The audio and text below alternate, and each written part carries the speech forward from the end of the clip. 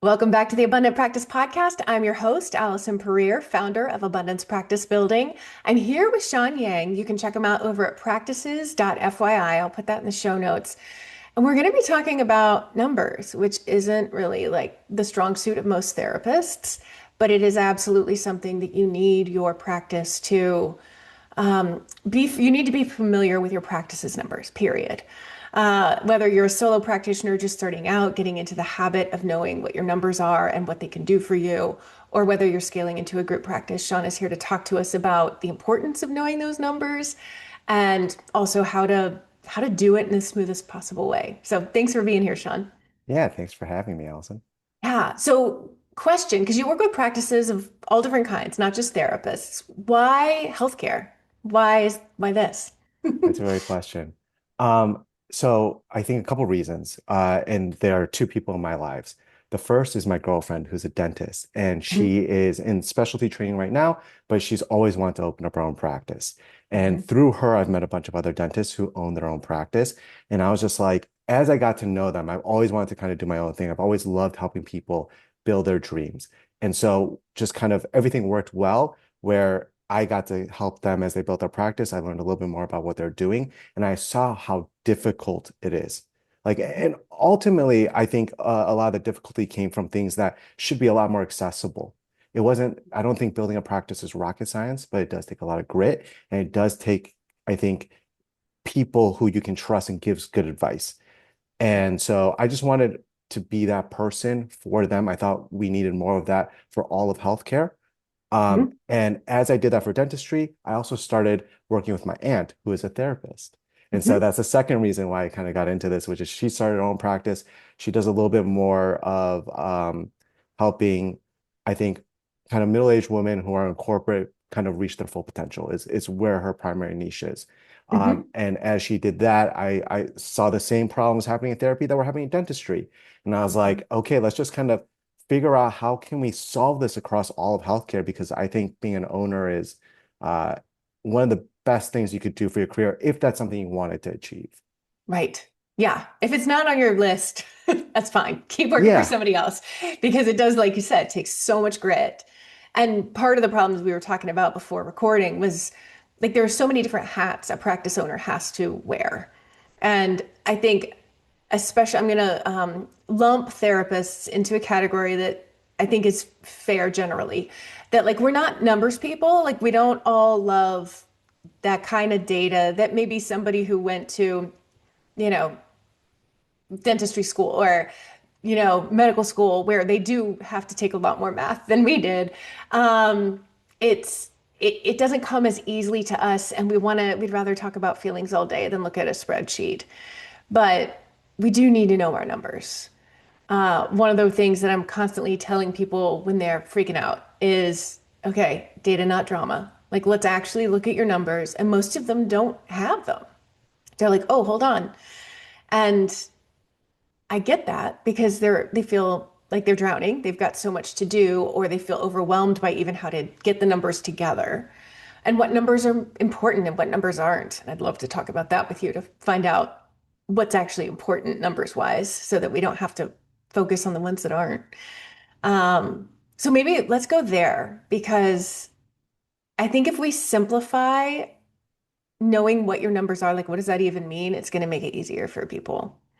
yeah, I love that. You know, there's an analogy I often think about when it comes to data, which is um, it's very similar to losing weight, running a practice and losing weight, like the applicability of data and how it helps both. I think everyone knows that losing weight is a fairly simple formula. You move, you exercise, and you also try to consume less calories than you expend, right? And so if there's a calorie deficit, you're going to lose weight. You don't need data to lose weight, actually, right? You can just follow this. You can kind of ad lib it and figure it out. Eat more veggies, for example. But as you get older, it gets harder. Mhm. And I think what you tend to find is if you're not tracking your calories, you might not realize that you're consuming more than you thought. Mhm. And it's the same way in business. I feel like if you run a practice There's a lot of things that you just intuitively know or you've heard through other people in the industry of what you should be doing to run a good practice. But if you're not looking at your numbers, the things that you think are going well may not be. So they start to slip. And so effectively you're playing practice owner on hard mode. And it's like we already Hmm. mentioned, it's already hard enough. Like I don't Hmm. think you have to do that. Yeah. And but like you said, data is scary. I completely understand that. There are also like it comes in spreadsheets. It's hard to find in your EHR, right? Hmm. Nothing's easy about it. Right. But if I were to simplify it, I think you can. I want to talk about two things. One is high level data, and then maybe how to use data to solve your specific problems. Hmm. The first is high level data. So I would look at um, what is your production? So um, as it relates to your insurances, like what are you filing as claims, right? And track that number. Um, and I would look at your collection rate or your collections because that's ultimately kind of the thing that matters. It's what goes into your bank account. Hmm. Um, and so for me, that's the top line stuff that I would keep an eye out on. And then I would follow that up with your patients that come and your new patient count. And Hmm. honestly, I think that's a really fine place to start, those four metrics Hmm. for a solo practice. Yeah. Yeah. And I think I would add to that, like knowing where they're coming from. Yes, Because if you're needing more clients and you are marketing and it's one doctor sending you everybody, that's great information to know. How do you nurture that relationship? How do you find other doctors? Because we don't want all our eggs in one basket. But if you've got one or two really strong referral sources and you don't need to be like messing around on Instagram anymore because that never brought you anyone and that takes a bunch of yeah. time and energy, then we can drop that and reinvest in the thing that's working. Um, but yeah, I think uh, looking at what you're collecting from insurance for those of you who are taking insurance is really important because it might be that your hourly rate is actually a lot less than Mhm. you are billing and you think it is. Because a lot of times we'll be like, oh, well, insurance reimburses $120 a session, say. But if every 10th session isn't getting paid, or you get clawbacks, or just various things, it's not the same simplicity that those of us who have a group practice, or not a group practice, a private pay practice have, where it's like it just gets paid every time, the full fee, no matter what. And we can kind of count on that income a little more solidly. Yeah. 100%. I completely agree with that. I think the complexity with insurance, I mean, there's a lot of gripes about insurance and true, like very valid gripes. Hmm. But it's also not something that's going to change immediately. And so if Hmm. you're not keeping track of that, like I think a lot of owners go into this idea of like they do all their numbers with this like this one reimbursement figure that they have. Hmm. But like you said, that number in a lot of cases is a lot less than that. It's not $100, it could be $80. And so if you're running all your numbers, if you are running numbers, like off of that $100, like you're gonna be running at a loss. And Hmm. so I think just really great advice right there. Yeah. Yeah. So okay, of those four that you mentioned and then the what's working marketing wise that I added, Yeah. where do you see people get hung up? Yeah. Um, You know what? Actually, let me add one more metric before I answer that question. Hmm. I would also look at your bank account to see how much cash you have. Like at the end of the Hmm. day, that is make or Hmm. break. And Yes. so just keep an eye out on that, right? And if Hmm. you're seeing, hey, my revenue looks great, like I'm collecting a ton, but your bank account is like almost always not at a number that you feel comfortable at, you Hmm. should do a real hard look at your expenses, right? Yes. And so yeah, let me go back to your question. There's a lot I want to talk about there in terms of how you actually use data to solve your problems. But to to answer your question about which numbers that practice owners typically get caught up in, I think they, you know what's funny? I think they get caught up on no-shows, which is not a number Hmm. I talked about, but it's related to kind of your overall patient volume. Um, I I think there's a tendency for practice owners to focus on things that do matter, but feel very acutely horrible, but relatively has a small impact to their overall business. For Mm. example, you're always going to have no-shows. If you have Mhm. 50% no-shows, we really should address that problem. Like that's Right, something you right. should look at. But if you have 80%, 90% show rates, it's like Hmm. you can continue to spend all your energy there, or you can, in which will consume you. It will bother you. It will destroy your day Hmm. every time you get a no-show, if that's your primary focus. Or you can kind of start to focus on, hey, how do we increase this other lever within the business? Maybe my collection rate isn't as high as it Hmm. could be. So let me now start to focus on that. Because if you spend your energy getting your collection rate to from 60% to 80%, that might be an extra $30,000, $40,000. And the Hmm. reality is, you're not really going to be able to increase your no-show rate if it's already at like 90% to 100%. That's just not going to happen. Right. And so I guess the short of it all is I think there are certain problems that every therapist and every owner kind of focuses on: collection rate, um, no-show rates, which matter, but only up to a certain extent. And so Hmm. that's where I think people get caught up on, is not prioritizing where their attention should be, because you only have limited attention. Right. I think that's such a good point because it's easy to, like right now, people are listening and thinking about, okay, well, these numbers aren't too hard to figure out, right? It's so maybe they're like, okay, I'm going to do everything. And doing everything all at once, we all know burns us out, right? Mm. So maybe this week you look at two of these metrics, and then next week you do another two, and next week the other two. And you just keep these, once you're like rolling with them, it's easier to maintain a system where you know these things. Or like some of what you do, where you can input things into AI and it makes it like you're now not having to strategize and keep up with all of this, right? 100%. Can you talk a little bit about how AI is helpful in these circumstances? Yeah. And Allison, I think you mentioned at the beginning, right before we started recording, that there are a lot of therapists who have a sort of aversion to AI. So I want to Hmm. speak to that really quickly, which is, Yeah. I completely get it. And I think more and more big therapy tech and just AI companies in general are like, let's just replace humans completely. Let's replace Hmm. providers completely. One, I don't think that's going to happen for a number of reasons. And Hmm. we talked a little bit about that. People need people. But what it can do, and what it does a great job of doing if you allow it to, is helping you lift your business up. It can replace or supplement a lot of these skill sets that therapy owners don't feel like they have. And so Hmm. data is one of those things. If you look at Claude or ChatGPT, their ability to analyze data and recall data is really, really high. And Hmm. so what I'm doing is working with a team of developers to effectively port your information, your data, your workflows, your SOPs, your policies into AI, and so that you can always recall it and ask it analysis questions, things that you would typically have had to pay a consultant for. Hmm. For example, like, can you get me a list of patients that didn't show up, that no showed last week, so that I can outreach that patient Hmm. and see if they'll come back in for a visit, right? Or Yeah. collections, same idea there. Hey, this person's overdue for a payment. Can you send them an invoice, right? Hmm. So right now, what we're primarily focused on is just getting that data, that reporting, that information. If you ask it, hey, my revenue went down, or I didn't collect as much this week, can you explain to me why? It will theoretically be able to answer that question Hmm. and answer that question accurately, which is why it's so important to port the information over correctly.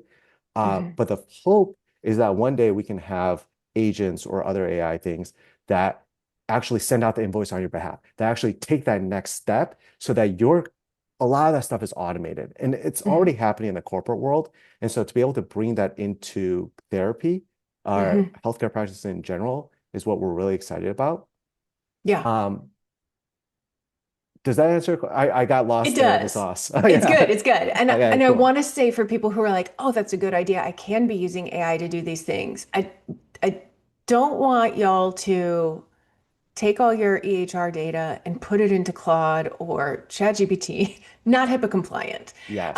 We've got to keep this HIPAA compliant, and that can be done in different ways with different portals and things like that with Claude Code, I'm assuming, or like different ways to make that safe and legal.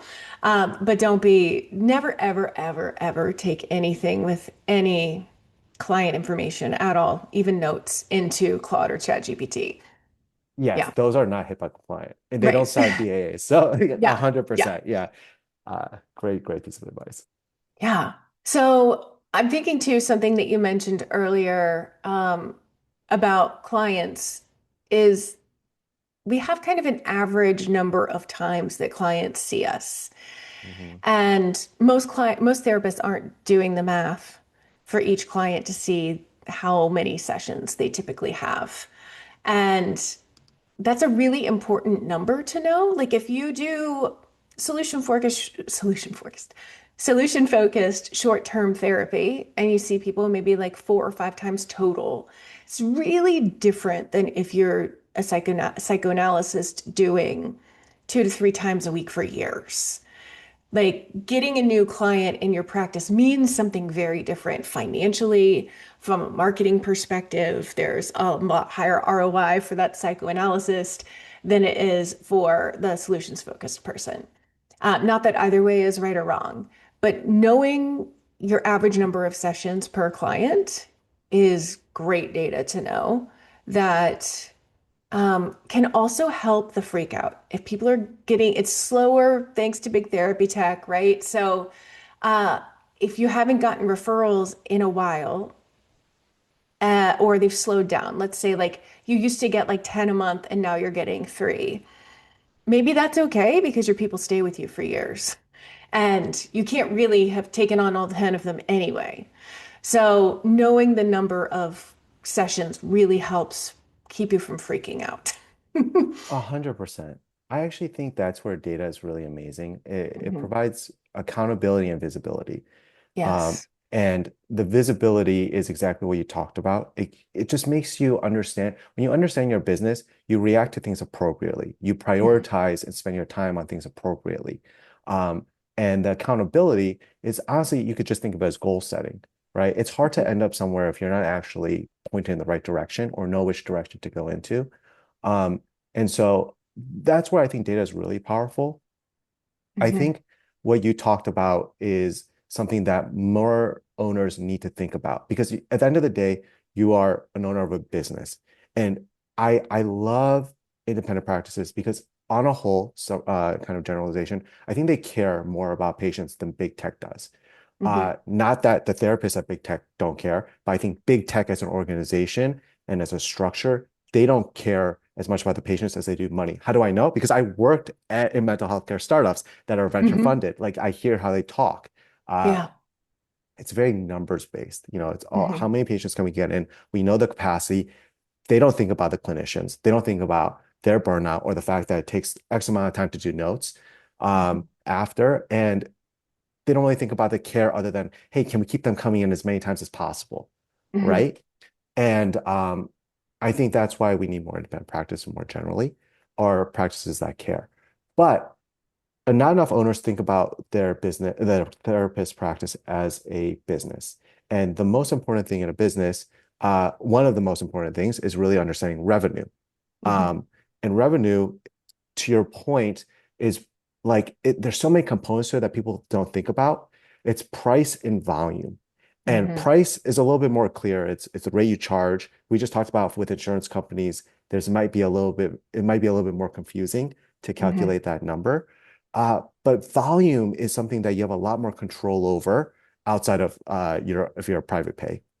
Mhm. In volume, if you understand how often patients are coming, you can really start to understand, hey, is this the right number? Should patients actually be coming more? And something's happening in the cycle where they're dropping off. Maybe it has something to do with my follow-up. Maybe it has something to do with kind of Mhm. how I'm structuring the business and not necessarily the therapy itself, right? Um, Mhm. it could be that, hey, you need more new patients. It just opens a whole new door when you start to evaluate data at an operational level. Yes. And it's like I'm trying to like not get too in the weeds of it all, but I love Mhm. that you brought it up because you have to, the more in the weeds you get, the more answers you get to building a successful business. Mhm. And systems are so important Ah, yes. because we are carrying plenty. Like I think about my one of my daughters goes to therapy for a specific phobia. She's doing a specific protocol with this therapist that she's one of the few therapists trained in it. And it's been great when she goes, but trying to get, like, I can't schedule online. She doesn't prompt for us to schedule when I pick her up. I'll text and like it's just kind of hit or miss if she responds because she's busy. And so we can't get her farther along with this phobia because we're not going often enough because it's hit or miss. And she might be looking at her revenue and being like, I just don't understand why people aren't coming consistently. But it's honestly because I'm kind of dogged. It's like her follow through is Yeah. um, is not great because she doesn't have a system for it. She's great. She just doesn't have a system for follow through, and she's a busy woman. So create like seeing your data and being able to realize like okay, there are some holes in my systems and the data is telling me this, then allows you to build a system that works. I'm uh I'm like just waving my arms in like full support because uh that's when I mentioned earlier, I was like, how do you use data to solve actual problems? This is it. Like Hmm. systems and data, they go together. Data shows you what's working and what's not. And it Hmm. doesn't show you why something's not working. You have to actually understand your business. You have to go talk to the people, boots on the ground. As an owner, you probably see a lot of this stuff. You just don't Hmm. recognize the impact that it's having to your bottom line or your Right. top line. And so, exactly like what you said, when you look at numbers and you're like, there's something wrong here. And then you dive deeper into the actual business, you're going to figure out what you need to improve. And you could break data down to get very specific. For example, Hmm. like, let's just think about like new patients coming in. I love your example, but I'll switch to another one for more variety. It's like new patients, you're like, my new patient volume isn't as high as it could be. And you're like, Hmm. why is that the case? I'm paying for SEO. I'm doing Instagram. I'm doing TikTok, all these things. I'm going out, boots on the ground, which I love. You mentioned this on a previous podcast. Hmm. I triple plus agree. It's like boots on, like getting to know your local community, I think is so important. It's Yeah. where the advantage is against big tech, but it's Hmm. also the only thing where you get to really, if you build a brand, that's something different, but you get to Hmm. actually own your audience because Yeah. ads will always get more and more expensive. It Hmm. just will. And so to depend on that, um, is it's a recipe for lower margins. Yeah. Um, but with new patients, you could be looking at all these things. You're saying, I'm doing all these things. Why is it not working? And then there's data you could look at to figure out whether your SEO works. There's data you could look at to see whether your Instagram works. I love asking your patients from where they came from. That's a huge source of data, first party data Hmm. that you can use to validate that. But let's say all of those numbers look good, then you could look at your phone system and see how many calls are you getting and how many are you Hmm. answering. Maybe you're just not answering enough calls. Maybe Right. people are on your website, but there's a drop off on your scheduling after they click on the scheduling link because it's so hard to navigate. Like Hmm. that's how you use data to figure out what's working and what's not. Um, but I will say, as a step back, because I think sometimes that could get intimidating. Like I don't know how to pull that data. That takes a lot of time. Um, One, I do think AI will make that easier. But two, um, just through your own experience what works and what doesn't. Through your daughter's experience, you're like, this is so difficult to book an appointment. And if we just had things that everyone knows they should do, have a good scheduling link, a scheduling that works, it shows your available times, pick up the phone when people call, or at least text back or answer when you have availability. Like, Hmm. it's not rocket science. It's just like, it's a lot to do at one time. I don't want to Yeah. minimize it, but yeah, Yeah. And I mean, if she had an online scheduling link handled, you know, yeah. it's handled and it's automated and it's no time on her part except putting that widget on there or that link on there. But she's busy. So I get it, but it is hurting her bottom line because that's $800 a month she's not making from me, you know? Yeah. So yeah, amazing. Well, thank you so much, Sean. And you are helping practices get this all handled so that they are not messing around with something that's not HIPAA compliant or not putting it off until later when they'll look at it.